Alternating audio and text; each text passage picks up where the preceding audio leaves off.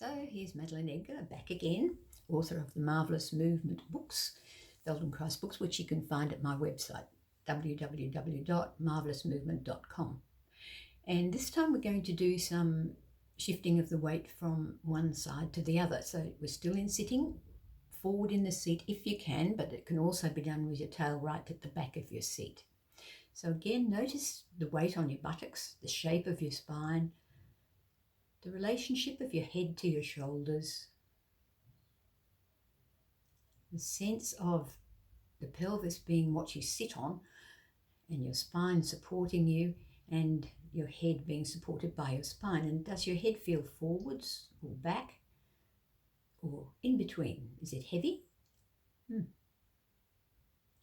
So now notice which buttock you're putting the most weight on. For me at the moment, it's the left, so we'll do it that way.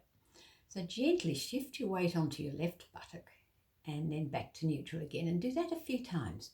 You can do it with your eyes open or closed. I find it easier to go inside with my eyes closed. But shift your weight over to your left buttock, and again, what happens to your spine, the shape of it? And where does your head travel through space? And as with the previous video, how do you breathe? As you shift your weight to the left, feeling your spine. Do you breathe in or do you breathe out? Or do you hold your breath? And come back to the middle. And there are two ways of doing this. So one way is if you shift your weight to the left buttock and your head goes to the right, which produces a C curve of your spine. And the other one is if you shift your weight to your left buttock and shift your head to the left buttock as well. So your spine doesn't change shape. It moves more like a broomstick. And we actually need to be able to do that both ways, the C curve and the broomstick. So play with the broomstick and feel, again, the shape of the spine and ribs, how everything moves, the weight shifts. Then come back to the middle.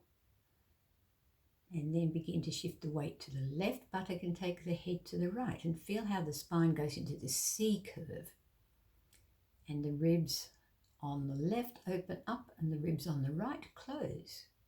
And again, how does your head shift through space to rebalance you?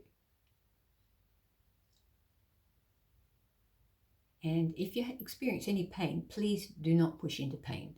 If you push into pain, you just set up more protective movement patterns. So just go to the edge of the pain and back again. So let's try doing it the other way now. So shifting your weight onto your right buttock. And as you do it spontaneously, what do you do spontaneously? Do you do the C curve or do you do the broomstick?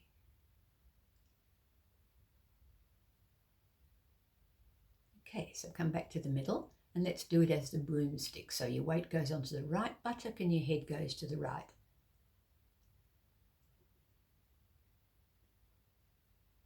So it's a totally different movement, isn't it? And come back to the middle and then do the weight on the right buttock but the head going to the left. So now the right ribs open and the left ribs close. And again, how does your head travel through space?